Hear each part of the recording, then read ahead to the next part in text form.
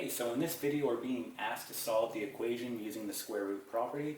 And if we take a look at the equation that we're given, we can see that it is a quadratic.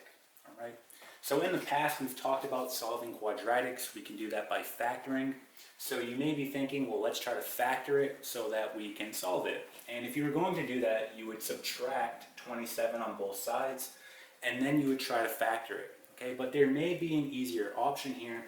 And if I look at the left side, let's go ahead and factor this, right? So if I factor the left side, I'm going to get the following. I get x minus 5, and this is now squared.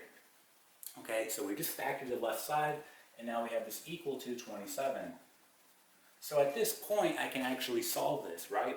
If I want to get rid of this exponent of 2, I simply just take the square root on both sides, right? And that will cancel out the exponent here, right? And now we're left with x minus 5 equal to, now since we took the square root, it's going to be plus or minus the square root of 27.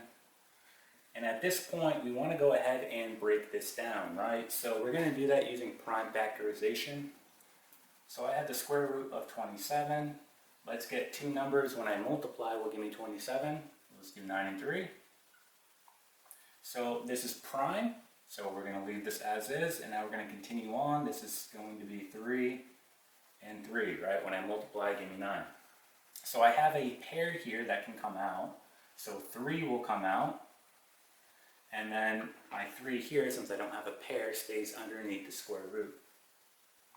And there it is. So just rewriting this, we get x minus 5 equal to plus or minus 3 square root of 3. Okay, and our last step, let's add 5 on both sides, and then we'll have our final answer. So we get x equals 5 plus or minus 3 square root of 3. This is now going to be our final answer.